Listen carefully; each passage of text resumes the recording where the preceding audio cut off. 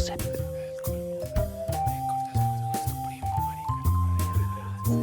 This is Polyp Gossip, the place for physicians and patients to catch up on what's hot and what's not in CRS with NP or nasal polyp syndrome. This podcast is developed by Sanofi Regeneron and also elaborated in close collaboration with EUFOREA. Welcome to episode 8 of Polyp Gossip, which is all about the future of care for patients with CRSwNP and do we aim for remission. In the previous show, we discussed the multidisciplinarity of care and how ENT surgeons should collaborate with allergologists and pulmonologists. And today we discuss the new ambition of care in CRSwNP, which is remission. And I'm very privileged to be accompanied here by two world leaders in the field of CRSwNP, one allergologist from Chicago, Professor Anju Peters, and one professor from Harvard, Boston, which is Stella Lee. So welcome to this gossip show and welcome to be so brave to share your opinion on remission and how to achieve it in our patients with CRSwNP. Both of you know that remission is now a very hot and new topic in the field of CRS. So happy to hear your ideas about remission, but let's start with the concept of outcomes of care and what do we aim for. In the last episode, we started with you, Anju, so now I would like to start with Stella. So share your ambition of care when you're confronted with a patient suffering from uncontrolled severe CRSwNP. Yes, so we see patients who cannot smell, they cannot breathe through their nose, they also have lower airway disease, they're wheezing perhaps, coughing, postnasal drainage, sometimes facial pain, difficulty with all aspects of life and sleep. So these are the patients we really want to try to help because it's really, disruptive to their life. And the goals of care would be to try to first understand the patient, what bothers them the most, what are the symptoms that are really driving their disability and their disruption of their life. And then from there, I really try to get into what have you tried, and what has worked and what has not worked. And then we go on to really understand the patient from multiple levels, not just from their exam. We do shine a little light in their nose with a little tiny scope in the office, take a look at their nose, their ears, their throat, do a good exam.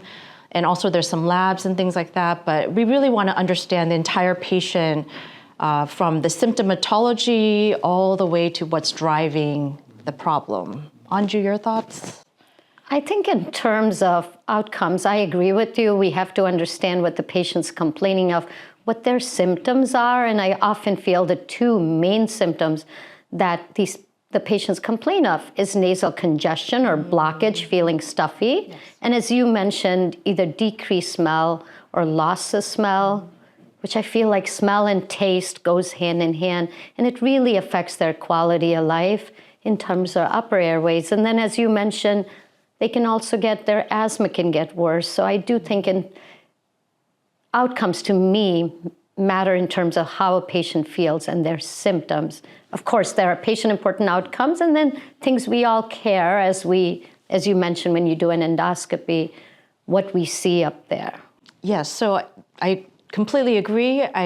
Ideally, we should not have to think about breathing. We should not have to be thinking about our nose. Our nose does so many amazing things for our body, but that would be the amazing thing if patients don't even have to think about breathing and they're sleeping well and they're not congested and they're not in pain.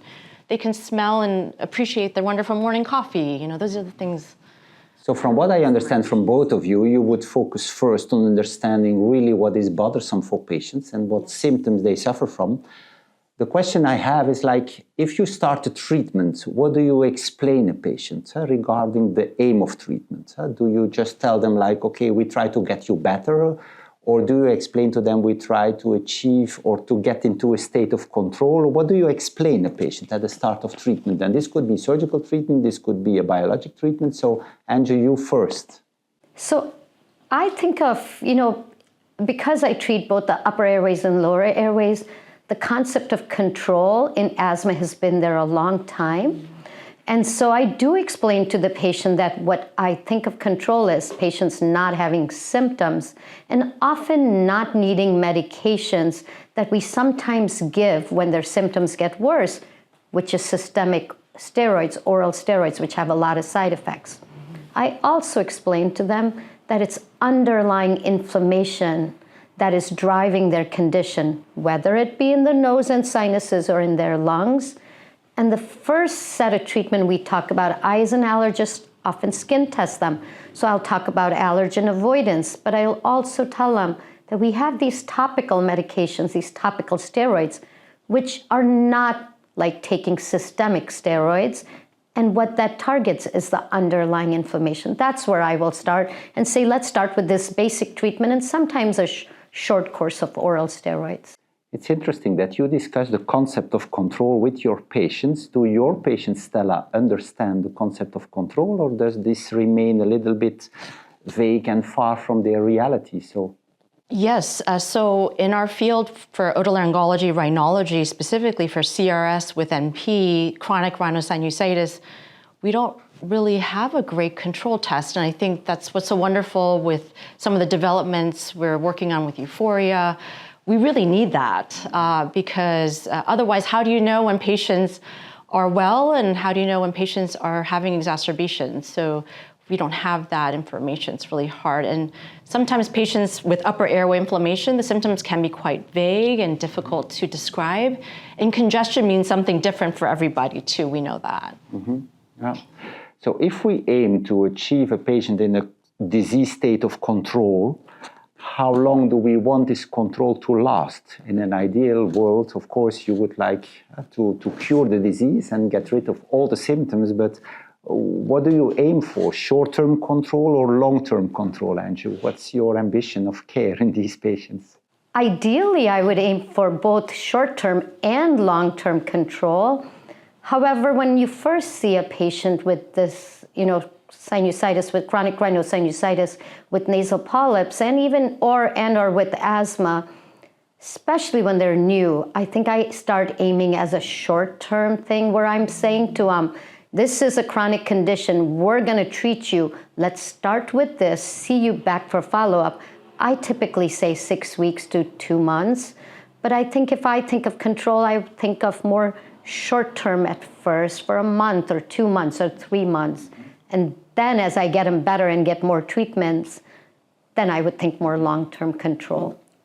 Okay, would you agree on that statement, Stella? Because this is very subjective. Yeah, and of course, for upper airway disease specifically, patients really do want to be able to breathe better, and they're so impacted in their ability to sleep and function that short-term control is very important.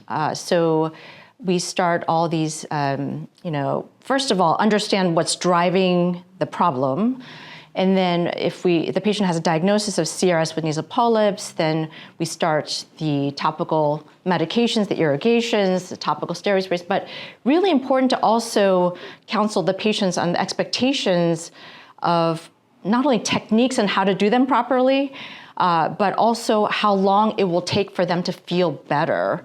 Because oftentimes these medications, especially in chronic illnesses, it takes a while to work. So it's not going to be like one day I do this and then I'm better the next day. It takes sometimes weeks. And as you mentioned, you say, let's try this for at least 4 to 6 weeks. Consistency is key.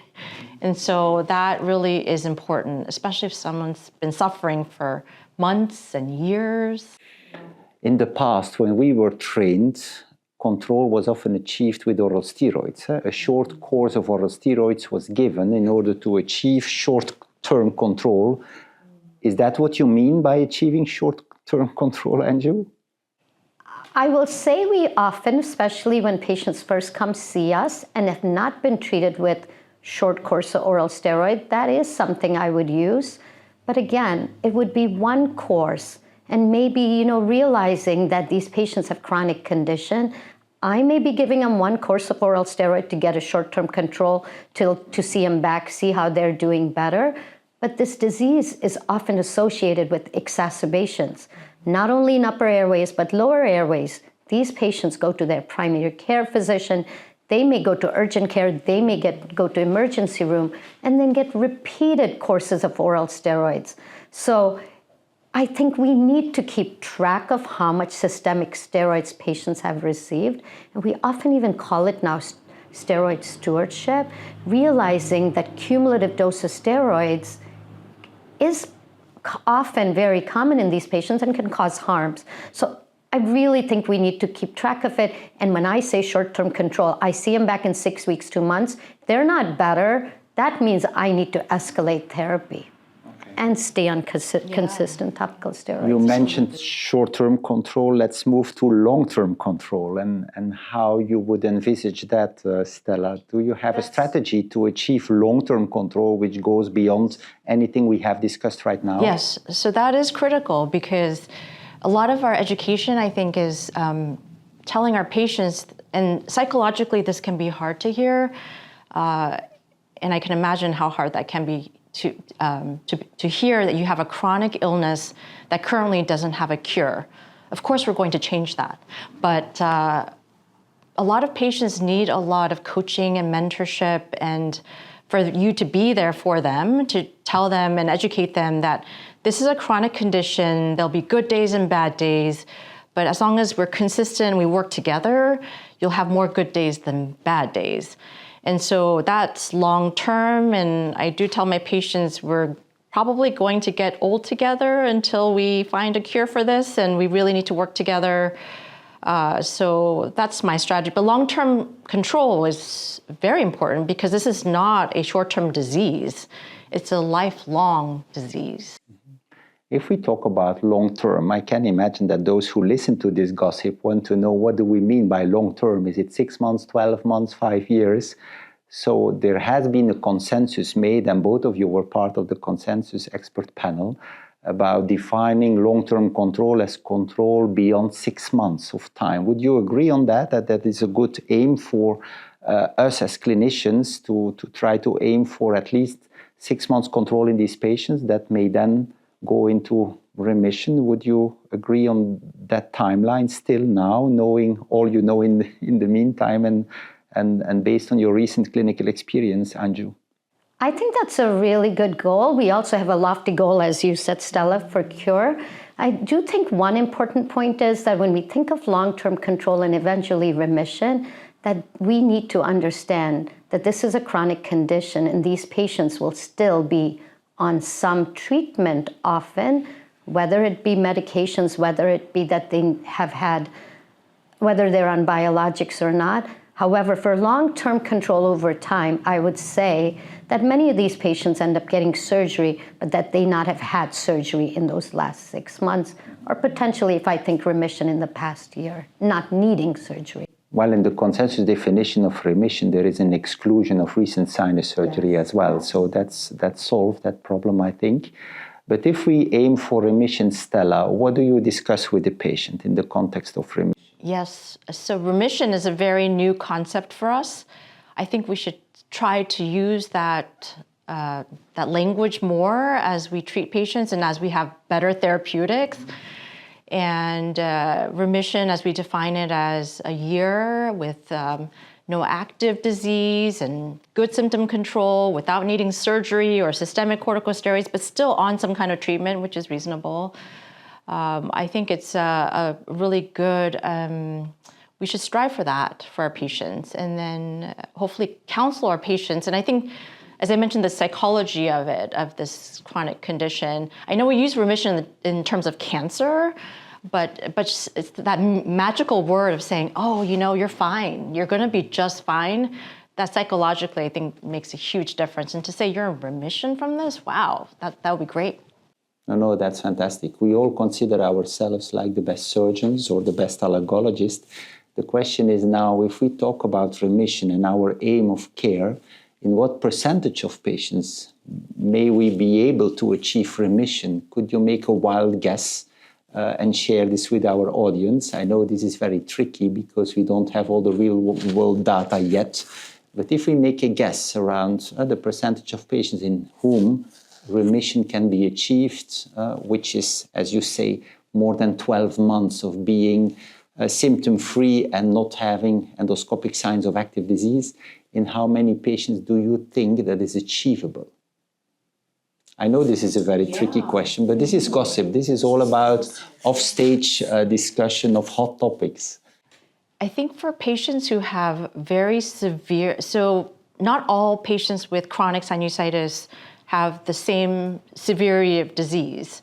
Some patients have something called aspirin exacerbated or NSAID exacerbated respiratory disease.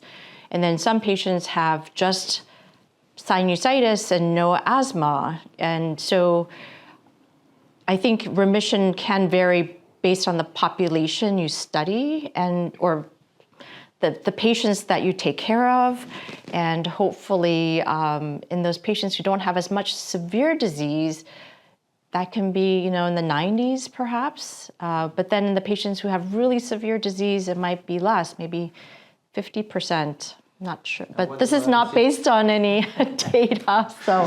No, but it's good speculation because it helps our colleagues as well to evaluate the likelihood of success of this ambition. The question for you, so when you say that with the remission, the percentages, you're saying there's no exacerbations where they don't need surgery or steroids, right? Mm-hmm. It's hard, when you have the flu season or you have a cold, patients, all of us, we will get sick at one point. So, but. It all depends on the biologics. It all depends on the degree of surgery and the proper surgery that has been performed. So, but some real world efficacy data are already available showing that in some patients at least in some populations, you can achieve remission in around 50% of patients, which is actually a substantial number. Would you agree on that? Is that the same in Chicago, you think, or is it worse or better? I think this is a difficult question. What we do know from past data, that people with nasal polyps, if they get surgery within 18 months, almost 40% have recurrence and 80% have recurrence of some inflammation. However, with biologics, I do think that we have decreased that significantly. So I would say, yes, 50% for sure, but even higher in some of these patients who are on biologics. They often, majority of them don't need a repeat surgery, and unless they have some viral exacerbation, many of them don't need systemic steroids. Symptom-wise, I would say that probably they have some symptoms, and that's where I think the number brings it down a bit. Mm-hmm. So I would say 50%, but it's a wild guess. We love wild guesses here. Mm-hmm. That's why this gossip is being recorded and disseminated, because in the end, the future will prove us wrong or right. Yeah. What I also wonder about, and that is an obsession of mine, is to try to understand remission in the context of long-term remission and to what extent there is disease modification by the treatments that we are currently offering our patients with, and how you see the concept of disease modification in relation to remission. Do you have a specific opinion on that? Stella, do you think some biologics have a specific role in modifying the disease process or modifying the chronic nature of the disease? I think so. We need to study it more. And even not just biologics, but even the time course of chronic sinusitis and asthma in patients over time. As we age, with hormonal changes, our bodies change, our immune system changes. As we get viruses and colds, things change too. So we should think about how disease modification, amazing with these therapeutics, they are changing the face of how we think about this condition and how we treat patients. And they're doing so well, so you wonder, I know there have been some studies where they've actually lengthened the time between treatments, so patients still feel fine, even though they're not on the medication. So perhaps there is an element of disease modification, but it wouldn't be wonderful if it was just like allergen immunotherapy, where you can actually potentially, you're targeting the underlying inflammatory problem and then really fixing the source of the issue. So hopefully with more data and even better therapeutics, we'll get there. And who should provide those data? Is it the clinicians like we, or is it pharma industry? Who should do the trials looking at the the goal of remission and what to do in the context of remission and what to do with the patient under remission. Do we stop treatment? Do we continue treatment? Do we taper treatment? These are all very relevant questions. And now for me, the obsession is like where to start, how to do the research, and how to provide the answers to all these questions. Anju, you may have an opinion on who should do these trials and where this will lead us to in the future. I think again, a very important thing to think about, I do think of this, and primary modification versus secondary.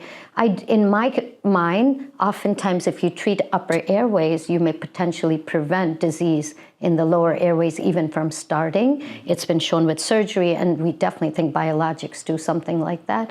I think these trials have to be a collaboration between those of us who see patients and do clinical research, as well as industry. Without industry support, I think it'd be hard. And also potentially, like we have NIH, National Institute of Health, and you have others. So I think it needs to be a collaboration between many different groups of interested parties, which in the end, it's for the betterment of our patients. Yes, and patient advocacy and the inclusion of patients too. And EUFOREA has done a great job with that, and hopefully we can also do that better here in the U.S. Oh yeah, and our practice parameters, we have a patient advocate just like you have in EUFOREA in our guidelines. I do think their viewpoint matters a lot. So it's all about patients, right? And putting them in the center of care and making sure we can have the best possible treatment goals set for them, right? How do you feel now as an ENT surgeon or as an allergologist being able to aim for remission now in 2025, whereas this was not the case when we started our training? So just a personal question, how do you feel now as an ENT surgeon? And then the question to you, Anju, how do you feel like an allergologist now in 2025 compared to 10 years ago? Yes, I'm very optimistic and I feel empowered to better help my patients. I have more options. I can have conversations now with patients saying that, for what you have, we have all of these different ways we can treat what you have. And let's talk about the pros and cons of everything. And then let's talk about then what your preferences are for that. So it's really empowering. I'm very optimistic for the future. Very good. And Anju? I feel the same way. It is I just think it's so wonderful that our patients have so many different options and that we have to rely less on treatment options such as systemic steroids that have a lot more side effects, so we can think of in shared decision-making what is the best for our patients.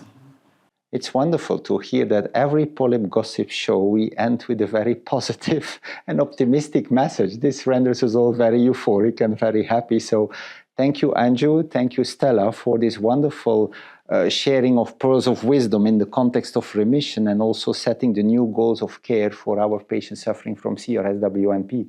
So I think we come to an end here now of this show on remission in CRSwNP, and with all the hope and optimistic messages that we have heard right now, I think the future of care for those patients is even better than we ever had before. And we look forward to the next episodes of not only Polyp Gossip, but also the next episodes of our care and our multidisciplinarity of care for these patients who have suffered for decades from a disease that was not well under control, and also where remission was a distant dream and not the current reality as we experience it now. So thank you very much for having stayed with us, and we look forward to the next Polyp Gossip episode. Polyp Gossip.